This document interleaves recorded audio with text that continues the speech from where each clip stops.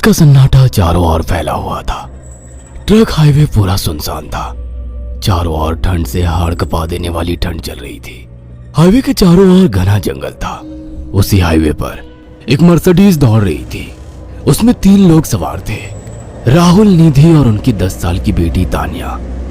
राहुल अपने दोस्त सैफ के घर ईद की पार्टी में शामिल होने के लिए गया था और पार्टी करके घर लौट रहा था। निधि ने मुस्कुराकर ड्राइव करते हुए राहुल से कहा, कुछ भी कहो राहुल, आज तो ईद की पार्टी में मजा आ गया। हाँ, मेरा दोस्त बहुत ही बिंदास और हंसी मजाक करने वाला व्यक्ति है। मैंने देखा उसके घर पर शहर की एक से एक बड़ी हस्ती थी, मगर फिर भी वो उन सबको इग्नोर करके हमें इम्पोर्टेंस दे रहा था। हाँ, देगा क्यों नहीं, आखिर मेरा दोस्त जो है। सच में राहुल, अमेरिका से इंडिया लौटकर बहुत अच्छा फील हो रहा है। वैसे तुम्हारा दोस्त सचिन अभी तक नहीं आया अमेरिका से? निधि की बात सुनकर राहुल चौंक कर बोला, ओह शिट यार, उसका फोन आया था कि वो इंडिया आ रहा है। उसने बोला था कि मुझे एयरपोर्ट पर पिक कर ले।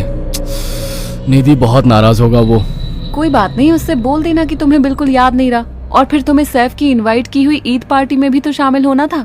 निधि ने इतना बोला ही था कि उसकी बेटी तानिया ने अपनी माँ की ओर देखकर कहा, मुझे भूख लगी है माँ, और प्यास भी।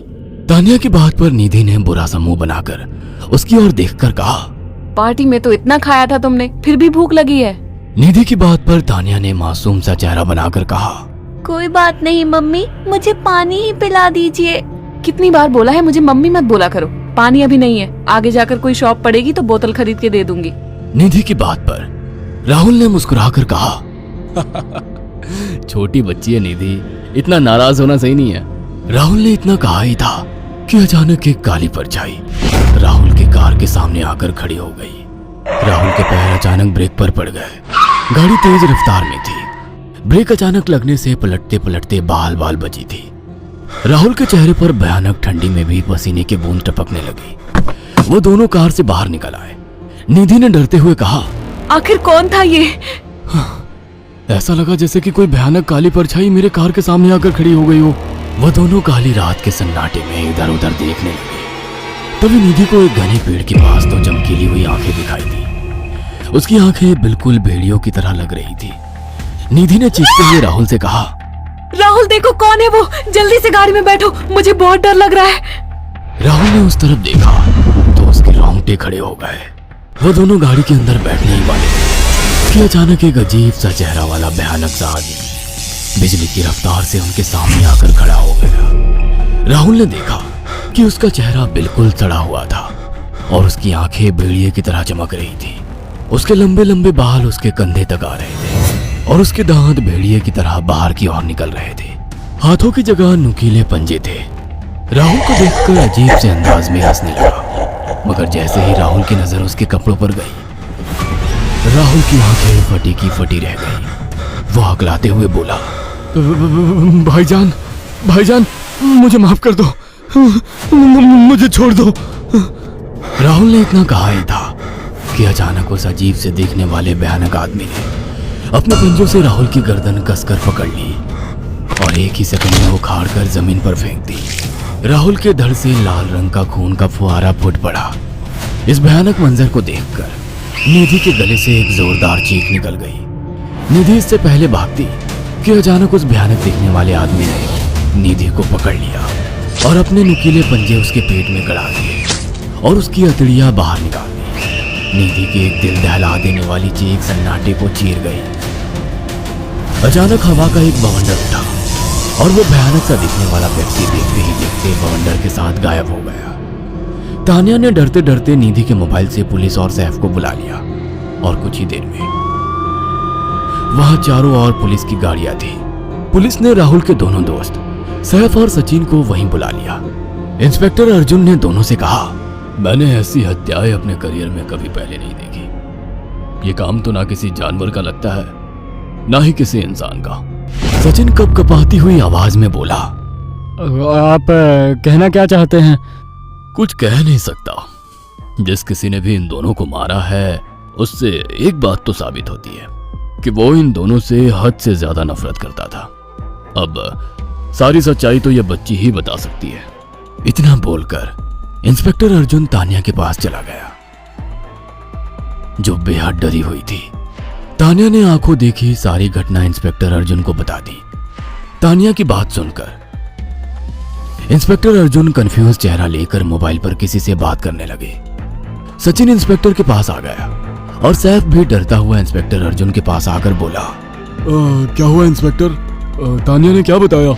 उसने जो बताया वो काबिले यकीन नहीं है। उसकी बात पर किसी भी तरह से यकीन नहीं किया जा सकता। फिर भी कुछ तो बताया इंस्पेक्टर। हाँ, उस बच्चे के मुताबिक एक भूत ने निधि और राहुल को बड़ी बेदर्दी से मारा है। इंस्पेक्टर की बात सुनकर दोनों बुरी तरह से चौंक गए। क्या मतलब है इस बात का? बच्ची बेहद डरी हुई है। हम आगे की तफ्तीश जारी रखेंगे। निधि और राहुल तो चले गए, अब तानिया को मैं रख लूंगा। नहीं, राहुल मेरा अच्छा दोस्त था। तानिया अब मेरे साथ रहेगी। देखिए, बच्ची के माँ बाप अब इस दुनिया में नहीं है और आप दोनों भी शादीशुदा है। मुझे नहीं लगता कि आप दोनों बच्ची की सही से देखभाल कर सकते हैं। मेरी कोई औलाद नहीं है।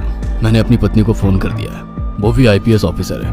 ये बच्ची आज से मेरे साथ रहेगी। उसका मासूम चेहरा मेरे दिल में उतर गया है। अब तुम दोनों जा सकते हो। पूछताछ के लिए मैं जब भी तुम्हें बुलाऊं तुम दोनों आ जाना। इंस्पेक्टर ने ये बात बोली ही थी कि अचानक वहां पर मौसम बदल गया। चारों ओर काली घटाएं छा गई और एक भयानक बवंडर उठा और देखते ही देखते सब पुलिस वालों के सामने वो भयानक चेहरे वाला आकार सबके सामने खड़ा हो गया। उसको देखकर सबके रोंगटे खड़े हो गए। देखते ही देखते उसने अपने भयानक पंजे सैफ की आंखों में डालकर उसकी आंखें निकाल ली। सैफ ने चीखते हुए वहीं दम तोड़ दिया। उस भयानक आदमी को देखकर सचिन उसके पैरों पर गिर गया। तुम तो भाईजान से कपड़े पहने हो। मैं समझ गया, तुम भाईजान हो। मुझे माफ कर दो भाईजान, मुझे यहाँ से जाने दो। मैंने कुछ नहीं किया था। वह भयानक चेहरे वाला गुर्राते हुए बोला, बता इन सबको कि ये सब इतनी भयानक मौत क्यों मरे। सचिन दौड़ता हुआ इंस्पेक्टर अर्जुन के पास गया और बोला, मैं जानता हूँ इसने इन तीनों को क्यों मारा। इसका नाम भाईजान था। जब ये जिंदा था ये किसी का भाई किसी की जान था। बहुत साल पहले ये हम सबका बहुत अच्छा गहरा दोस्त और बिजनेस पार्टनर था। ये सबकी बहुत मदद किया करता था। इसकी प्यारी सी बेटी थी तानिया, जो इस वक्त कार के अंदर बैठी हुई है। ये इसी की बेटी है। भाईजान अपने सारे पैसों से एक बहुत बड़ा हॉस्पिटल खोलना चाहता था जिससे गरीबों का मुफ्त इलाज किया जा सके, मगर हम तीनों इसके लिए तैयार नहीं थे। हमारी नीयत उसकी दौलत पर खराब थी और एक दिन हम सब धोखे से ईद के दिन भाईजान को यहाँ ले आए और इसे मारकर फेंक दिया। तो फिर तुम सबने इसकी बेटी को क्यों जिंदा छोड़ दिया? हमें बाद में पता लगा कि भाईजान ने सारी जायदाद अपनी बेटी के नाम कर दी है, इसीलिए हमने भाईजान की पत्नी को भी मार दिया। और तानिया का तुम 18 साल की उम्र पूरी करने का इंतजार कर रहे थे ताकि सारी जायदाद अपने नाम करा सको और बाद में उसे भी ठिकाने लगा सको। इसी के लिए तुम दोनों इस मासूम बच्ची को अपने साथ रखने की जिद कर रहे थे। जी, आपने बिल्कुल सही कहा। हम तानिया को भी इसी जगह लाकर मार देते। सचिन की बात सुनकर इंस्पेक्टर अर्जुन की आंखों में खून उतर आया। इंस्पेक्टर अर्जुन के कुछ कहने से पहले ही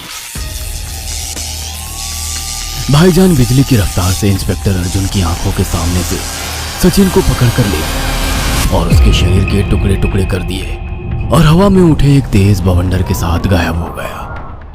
सारी घटना इंस्पेक्टर अर्जुन की आंखों के सामने हुई थी। तानिया को इंस्पेक्टर अर्जुन और उसकी पत्नी ने अपनी बेटी की तरह पाला। अगर आपको